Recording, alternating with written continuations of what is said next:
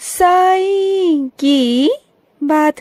बच्चे, जहाँ मेरे बच्चों की काम की बात आती है ना, जहाँ मेरे बच्चों के काम होते हैं, उनके कार्य होते हैं ना, वहाँ उनका साईं स्वयं आकर खड़ा होकर उन कामों को करवाता है। मेरे बच्चे, तुम्हें क्या लगता है कि तुम मेरा नाम जपते रहते हो और मैं तुम्हारा काम नहीं करवाऊंगा? नहीं मेरे बच्चे, मैं आता हूँ और तुम्हारे कार्य को स्वयं करता हूँ।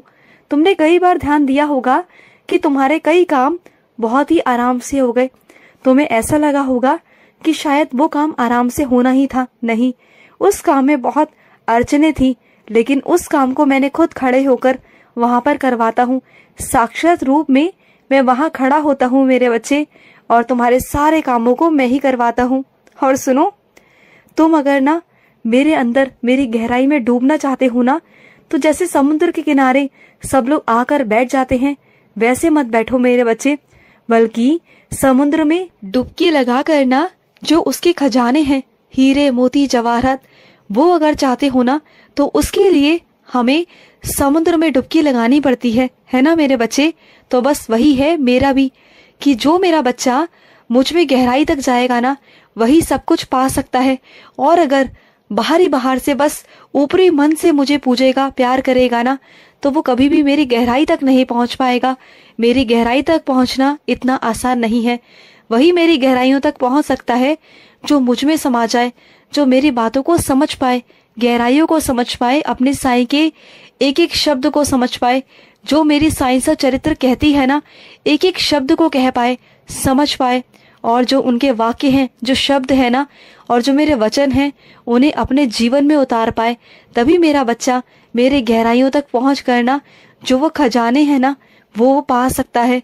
और वैसे बस अगर ऊपरी मन से करेगा तो बस वो मुझसे दूर ही रहेगा, ज्यादा मेरे करीब नहीं आ पाएगा। अब तुम देखो मेरे बच्चे कि तुम क्या करना चाहते हो। इस सागर भी डूब कर ना मेरा सब कुछ पाना चाहते हो, या फिर दूर से खड़े होकर जैसे सभी लोग करते हैं वैसे करना चाहते हो? क्योंकि मेरे कुछ विशेष ही बच्चे हैं जो सिर्फ मुझे ही मांगते हैं, मुझे ही चाहते हैं, और वो मेरी गहराइयों में डूबना चाहते हैं। और बाकी लोग तो सिर्फ दूर से ही आते हैं अपनी इच्छाओं को पूरा करवाने। अब तुम क्या करना चाहते हो बताओ? तुम मेरी गहराइयों में डूबोगे ना, तो तुम्हें वो सब दे दूंगा जो तुमने कभी सोचा भी नहीं था मेरे बच्चे। और सुनो, सुबह ब्रह्म मुहूर्त में उठने की आदत डालो मेरे बच्चे। तुम जानते हो, कुछ लोग जो सोते हैं ना, वो सोकर अपना जीवन व्यर्थ कर रहे हैं। वो अभी ज्ञान के प्रकाश में ही नहीं है। उन्हें नहीं पता कि सुबह उठने का क्या फायदा है, क्या उन्हें पाना है और क्या वो खो रहे हैं। वो खुद भी नहीं जानते, वो इतने नादान है ना। उन्हें सब पता है कि ब्रह्म मुहूर्त में उठने से मेरा आशीर्वाद प्राप्त होता है, लेकिन उसके बावजूद भी ना वो सुबह उठ नहीं पाते, क्योंकि उनके भाग्य में, उनकी किस्मत में है ही नहीं वो खजाना, वो मेरा आशीर्वाद है ही नहीं। और जो मेरे कुछ बच्चे उठ पाते हैं ना, उन्हें पता है वो रस, वो आनंद, वो मेरा प्यार, वो मेरा आशीर्वाद, वो उस प्यार को समझ सकते हैं, वो जान सकते हैं। और जो एक बार सुबह ब्रह्म मुहूर्त में उठना शुरू कर देना, वो कभी उठना नहीं छोड़ेगा, कभी नहीं। वो मेरे प्यार का रस, वो मेरा आनंद, वो मेरा भजन कीर्तन, वो मेरी सुबह की आरती, काकड़ आरती, उसका जो स्वाद है ना, जो उसका आनंद है, वो अलग है मेरे बच्चे। वो हर कोई नहीं चख सकता। बहुत कम लोग ऐसे हैं जो उसे चख सकते हैं, जो उसे महसूस कर सकते हैं। वो हर कोई नहीं कर सकता। और सुनो, जब मेरे मंदिर आते हो ना, तो किसी के वस्त्रों की तरफ मत देखा करो कि उसने कैसे वस्त्र पहने हैं और तुम्हारे वस्त्र कैसे हैं। नहीं मेरे बच्चे, पहली बात तो तुम किसी से कम नहीं हो, समझ गए ना। और दूसरी बात, जो मेरे मंदिर आता है ना, वो मेरे लिए आता है, ना कि वस्त्रों को देखकर मेरे बच्चे। तो दूसरों को देखकर ना अपने वस्त्रों को तुच्छ समझना, अपने आप को नीचा समझना, ये कहाँ की मेरे बच्चे बात है बताओ। अपने आप को ये नीचा मत दिखाया करो, और ये मत सोचा करो कि उसने बहुत अच्छे कपड़े पहने हैं और मेरे पास नहीं है। अरे तुम्हारे पास वो है जो उसके पास नहीं है, ये कभी सोचा है तुमने? तुम्हारे अंदर सादगी है, तुम्हारा पवित्र मन है, ये सोचो तुम, और वो उसके पास में नहीं है। समझो मेरे बच्चे इस बात को। और जो मेरा बच्चा सिर्फ और सिर्फ मेरे लिए मंदिर आता है ना, वो कभी किसी और चीज की तरफ कभी देखता नहीं, न गहनों की तरफ, न जेवरातों की तरफ, और न ही कपड़ों की तरफ। अगर उसकी नजर पड़ती है तो साईं पर पड़ती है। मेरा बच्चा हर पल, मुझे देखना चाहता है और उस बच्चे को मैं अपने दर्शन देता हूँ और मेरे दर्शन पा करना उसकी आंखें तृप्त हो जाती हैं मेरे बच्चे।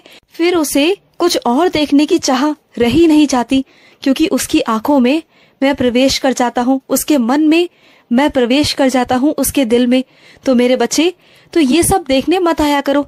अगर देखना है तो अपने साईं का चेहरा देखो, मुझे देखो, मेरे चेहरे की रौनक देखो, जो तुम्हारे आने से मैं कितना खुश होता हूँ वो देखो।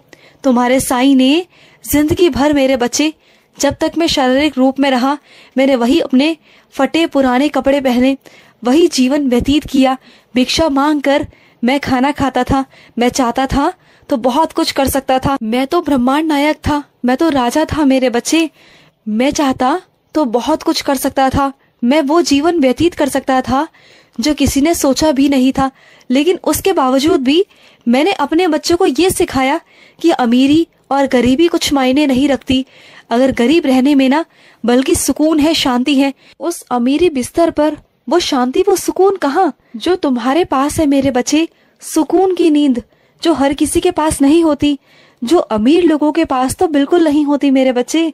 तो जाने दिया करो, इन सब चीजों पर ध्यान नहीं जाना चाहिए तुम्हारा, बिल्कुल नहीं। और सुनो, ये मत सोचा करो कि दूसरे बुरे हैं, ये सोचा करो कि मैं बुरा हूँ, मेरे में बहुत सारे अवगुण हैं, और अगर मैं बुरा हूं ना तो सब अच्छे हैं इस दुनिया में। हमें इस नजरों से दुनिया को देखना है। अगर तुम इस नजरों से दुनिया को देखोगे ना तो देखना तुम्हें सारी दुनिया खूबसूरत नजर आएगी। और जैसे जैसे तुम्हारा मन खूबसूरत रहेगा ना तो फिर देखना तुम्हें चारों तरफ ये दुनिया खूबसूरत ही नजर आएगी मेरे बच्चे। और तुम्हें कुछ भी बुरा नहीं लगेगा, सब तुम्हें अपने साईं का लगेगा। हर किसी के अंदर तुम्हें अपना साईं नजर आएगा, चाहे वो तुम्हारा दुश्मन ही क्यों ना हो, उसमें भी तुम्हें अपना साईं नजर आएगा। चाहे वो कितना भयंकर से भयंकर ही क्यों ना हो, तुम्हें उसमें भी अपना साईं नजर आएगा मेरे बच्चे। और सुनो, मेरे साईं सा चरित्र को सिर्फ पढ़ना ये मायने नहीं रखता मेरे बच्चे। वो तो तोते की तरह तुम रट देते हो, पढ़ लेते हो, बस वो मायने नहीं रखता मेरे बच्चे। मेरी साईं सा चरित्र को पढ़ना और उसे समझना वो बहुत जरूरी है मेरे बच्चे। और सबसे जरूरी है भाव से पढ़ना, सही उच्चारण, सही व्याकरण के अनुसार पढ़ना, ये बहुत जरूरी है मेरे बच्चे। एक एक शब्द को बहुत आराम से पढ़ो। मैं नहीं कहता कि सारा सब कुछ एक दिन में पढ़ लो, चाहे एक पन्ना ही क्यों ना पढ़ो, चाहे एक वाक्य ही क्यों ना पढ़ो, चाहे एक शब्द ही क्यों ना पढ़ो, लेकिन पढ़ो ऐसे कि तुम्हारे अंदर आत्मा में वो उतर जाए, वो तुम्हें समझ में आए, कि तुम्हें लगे कि हाँ, मुझे अपने साईं की गहराइयों को समझना है, मुझे अपने साईं को समझना है। और वो एक एक शब्द जो साईं ने कहा मुझे उसे समझना है। वो तुम्हारी भावनाएं वो मुझ तक सीधा पहुंचनी चाहिए मेरे बच्चे। उस रटू तोते की तरह नहीं कि बस पढ़ते चले गए और सारा सब कुछ एक दिन में खत्म कर लिया। तो तुम सालों साल कर लो, कोई फायदा नहीं होगा, क्योंकि तुम्हारी भावनाएं उसमें होंगी नहीं मेरे बच्चे। तुम सच में अगर अपनी प्रार्थना मुझ तक पहुंचाना चाहते हो तो अपनी भावनाओं के जरिए पहुंचाओ मेरे बच्चे। मैंने साईं सा चरित्र का आशीर्वाद इसलिए दिया है क्योंकि उसे समझकर अच्छे से और उसकी भावनाओं के अनुसार ही तुम मुझ तक अपनी प्रार्थनाएं पहुंचा सको, ना कि इसलिए कि रट्टू तोते की तरह पढ़ पढ़ कर बस एक दिन में खत्म कर दो। वो महज एक किताब नहीं, वो मेरा वाक्य है, वो मेरे शब्द है, वो मेरे अर्थ है मेरे बच्चे। इसे समझने की कोशिश करो, वो मेरा रूप है। तुम जब तक ये बातें नहीं समझोगे, सिर्फ महज एक किताब समझकर पढ़ोगे, तो कभी वो प्राप्त नहीं कर पाओगे जो मैं तुम्हें देना चाहता हूँ मेरे बच्चे। समझो, खुश रहो। आज का साई संदेश समाप्त हुआ।